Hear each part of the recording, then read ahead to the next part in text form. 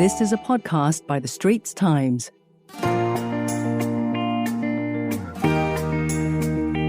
Welcome to Green Pulse, a podcast series by the Straits Times where we analyse the beats of the changing environment, from biodiversity conservation to climate change. I'm your host Audrey Tan, and I cover science and environment for the Straits Times. My co-host is David Fogarty. Hi, I'm David, and I'm the climate change editor at the Straits Times.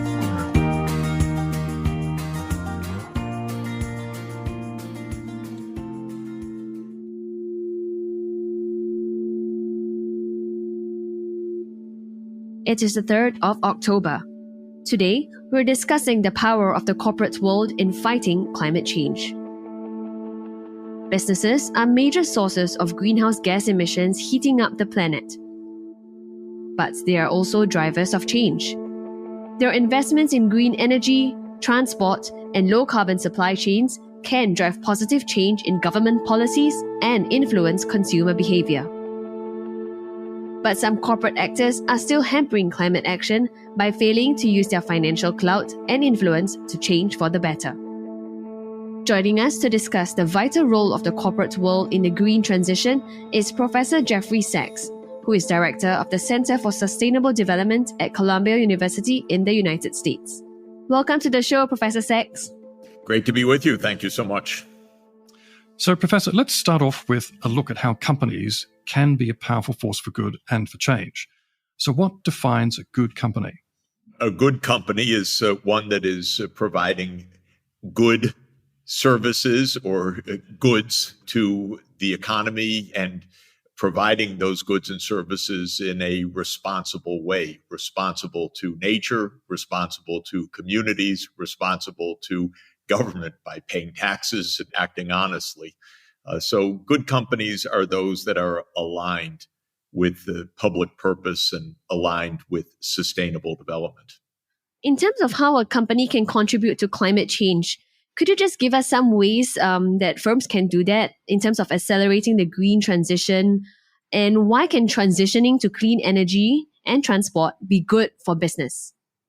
The transformation to green energy and transport is vital for humanity. We're already in the midst of extraordinarily dangerous and disruptive climate change. We've seen it all over the world.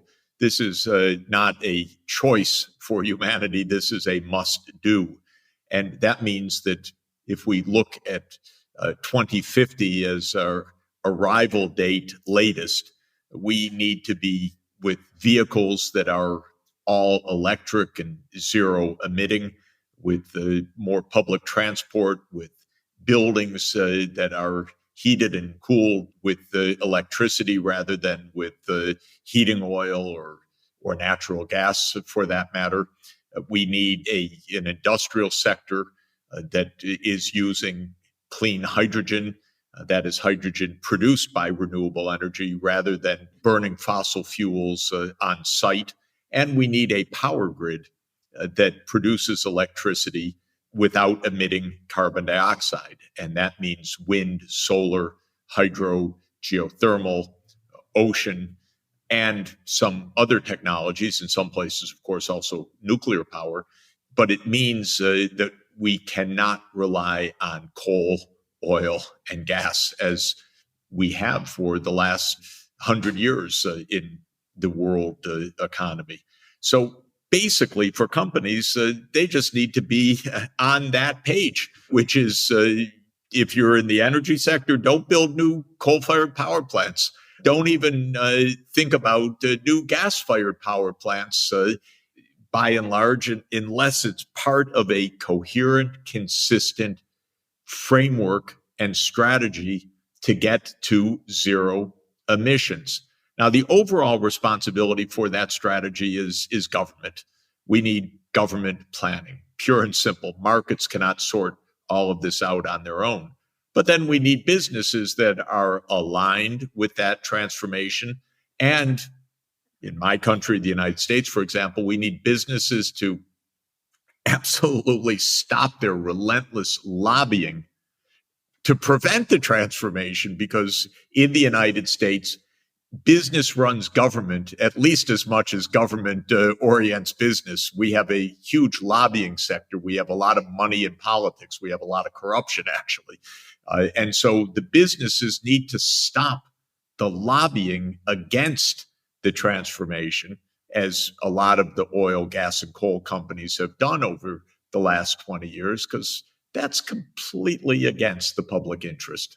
So can you give us some specific examples of good actors and actions that illustrate why the corporate world is vital in driving the green transition? A lot of our energy, and certainly almost all of our energy use, is driven by the private sector. And in the utility sector, you have major companies in Europe, for example, Iberdrola in Spain, or Enel. And I mentioned Enel, which is an Italian company, and Iberdrola, because they have large investments across dozens of countries. And they're pushing towards a clean energy grid. They're building out the wind and the solar and the smart transmission lines that make it possible to get to net zero.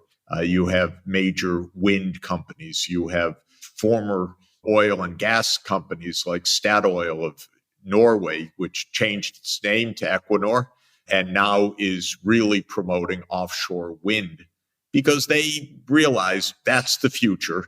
And since they knew a lot about building large rigs offshore, they can build a lot of large wind turbines offshore and really contribute to the renewable energy systems. So there are many companies doing a good job. A lot of the automotive companies are in the process of rapidly transforming and retooling from the internal combustion engine model of the last 100 years to a new electric vehicle framework for the coming decades. That's all good. The companies that are the problem are the ones that don't get it, that say, no, we're not part of this. We're going to lobby against it. Oil, gas, and coal is so important. We're going to continue not only to produce those, but to lobby against the green transformation. And we've got a lot of those companies also. This is a battle. It's a battle for the future, though. There's only one right answer in this. This isn't two equal sides. Either we're going to have a completely destabilized planet, and we're pretty close to that right now, or we're going to get this transformation not only underway, but really completed by mid-century. So let's talk about a little bit more about the companies that are holding back the transition. You talked a lot about lobbying, powerful vested interests, perhaps in the fossil fuel sector. Why are they so reluctant to change? Is it just simply because they're fearful of falling profits or rebellion from their shareholders? Although I think it seems to be increasingly there's a lot of shareholder action pushing for positive climate action in a lot of these energy companies. So maybe dig a little deeper into this. Let me mention, of course, that when you think about this broad transformation, there are many sectors involved. So the answer to your question really depends on sector.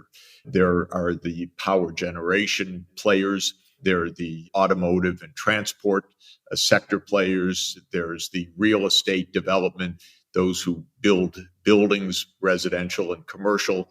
There's the industrial sector. There's the global transport sector, aviation and ocean shipping. And there is the enormous land use sector, agro-industry, which is actually responsible for a shockingly large amount of the greenhouse emissions because the agro-industry transforms land, tears down trees for new pasture land or new farmland, adds tens of millions of tons of fertilizer that much of which, or some of which at least, volatilizes and puts in nitrous oxide into the atmosphere. There are methane releases from agriculture. So what you see is a lot of players in this transformation. And generally, I think it's right to say that current industries that emit a very high amount of greenhouse gases, so whether it is carbon dioxide or methane or nitrous oxide, are resistant to change because they see the change as a direct threat to the bottom line. The rest of us see the change as a direct line to our safety because we see the climate absolutely turning into turmoil, mega forest fires, mega hurricanes and typhoons, droughts, floods, rising sea levels. We're saying enough, stop. But, businesses that are fighting for their bottom line can be pretty tough. And I think psychologically, it's very hard for big oil because big oil really ruled the roost for 100 years. It was probably the most powerful single business lobby in the world because oil was associated with industry, with wealth, and with military might. And so big oil, if you think about the giants like ExxonMobil or Chevron or others, they said, we're in charge of the world. And now they're being told, hey, you've got to change or actually get out of the way. And that rubbed pretty hard. What's also the case, and let's be clear about this, lots of governments in the world depend for their power base and their revenue base on fossil fuels. So there are a lot of petrostates, and those petrostates are saying, what's going to happen to us? What's going to happen to our revenues? What's going to happen to our political base when fossil fuels go away? And those are real questions, by the way, for a lot of places because they have to come up with different answers, different approaches for their economy, for the fiscal system, for the political system. And so this transformation isn't simple. It's not a win for everybody. It's not surprising that there is a rearguard fight against it, but it is absolutely very alarming that we've been at this 30 years now since the signing of the UN Framework Convention on Climate Change in 1992, and we still have not turned the corner decisively on human-induced climate change. And 2022, I think, has been an eyes-open, shocking year everywhere for how much damage is already being caused by human-induced climate change. Find us on Apple, Spotify, Google Podcasts, or via the Google Voice Assistant and Amazon Alexa-enabled devices. And now back to our podcast episode. Yeah, hearing some of the reports coming out from Florida about the impacts of Hurricane Ian and even the tropical cyclones that have been impacting Southeast Asia, the death toll and damage to infrastructure is just climbing. So what can be done to force business laggards to change? Like, what are the tools at our disposal? First, we need clarity of thought and purpose. That's why the Paris Climate Agreement is so important. Second, we need government plans that say, here is how we are going to get to net zero by 2050. Governments need to absolutely frame that pathway so that businesses have an orientation about what to do. Third, governments need to cooperate regionally. It's very hard for one country at a time, say in Southeast Asia, one country at a time, Malaysia or Singapore or Indonesia or any of the other countries of ASEAN to do this by itself, because to make a viable zero carbon energy system requires a regional grid that is sending electrons over a large distance, that is shipping hydrogen across a large economy, that is doing the research and development needed to push forward some of the core technologies that we have in hand but need to be improved at lower cost and greater efficiency. So regional cooperation is absolutely essential. Then businesses need to do their homework. They need to understand, well, what does this mean for me? What does this mean for the shareholders? What does this mean for our business strategy? Where is the market going? Where's the regulatory framework going in the future? What technology choices do we have? And I see this across the economy, that whether you're steel making or whether you're in ocean transport or whether you're in the airline industry or whether you're in the cement industry or whether you are a real estate developer. You need to understand this because your business environment absolutely will change. And those who are not in the forefront are going to end up losing big. Those who are in the forefront are going to end up making a lot of money by being in the right place at the right time because they've anticipated the changes that are needed. So COP27, which is the major UN climate conference being hosted by Egypt, is just a month away. So what outcomes would really help businesses focus on fast action on climate change? Businesses want to know that there is a policy framework that they can understand and that they can rely upon, and that there is finance available to undertake projects. Most of what needs to be done is pretty capital intensive. You build the solar fields or wind turbines today with debt finance, and then you recoup over the next 20 or 30 years. But that requires low-cost, long-term financing to be available. So the puzzle of how to get that financing still is a major issue in the global policy discussions. But there are two more sides of that finance worth mentioning. One is that in addition to the energy transformation, we need countries to be protecting their physical environment, the infrastructure, the population centers from the increasing damages already being incurred by the climate change that's underway, the so-called adaptation spending. And tragically, we're seeing disaster after disaster linked to human-induced climate change, the hurricanes, the droughts, the floods, the forest fires, and so forth, what are called the losses and damages from human-induced climate change. And recovery also needs to be financed. You have a lot of poor countries that are getting slammed by climate shocks that they had no role in causing at all because they're so small and poor. They weren't the ones emitting the fossil fuels. But the rich countries so far haven't said, well, we'll help you by funding the losses and damages response. That is the recovery funding that is needed in the aftermath of these disasters. So there's a lot of contention about how this is going to be paid for. The what to do needs to be clarified. The how to pay for it also needs to be clarified. Those are central issues at COP27. Yeah, so that's something that I would really like to ask you a little bit more about. You had a project syndicate commentary last year in which you laid out a system of levies on carbon emissions on wealthier nations that could fund climate investments in the green transition, adaptation, and loss and damage. So is this still the best way forward?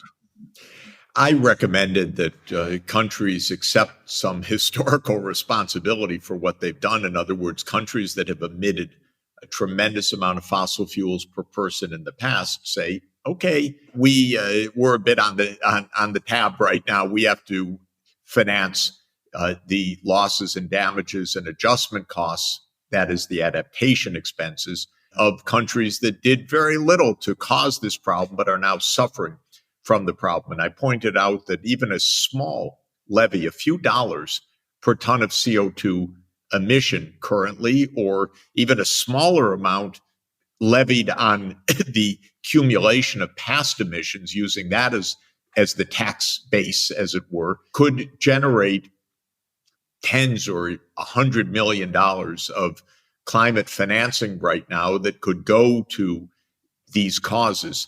In fact, if you mobilize that kind of financing through a levy on emissions, that amount that was mobilized could itself be leveraged into an even larger flow of funding if it is turned into low interest loans rather than cash grants.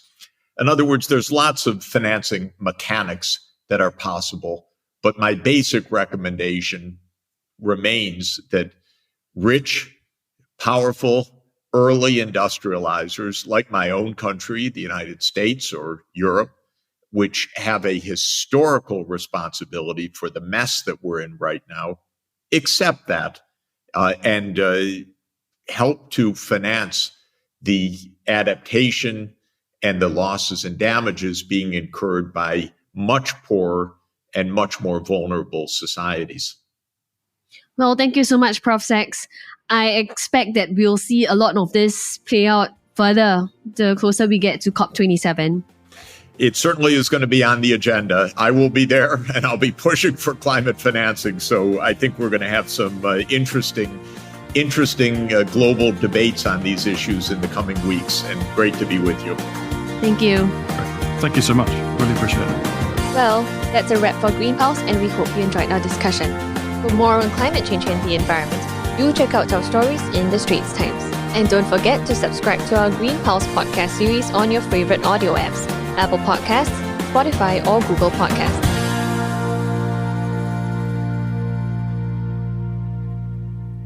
That was a podcast by the Straits Times. Send your feedback to podcast@sph.com.sg. Find us on Apple, Spotify, Google Podcasts, or via the Google Voice Assistant and Amazon Alexa-enabled devices.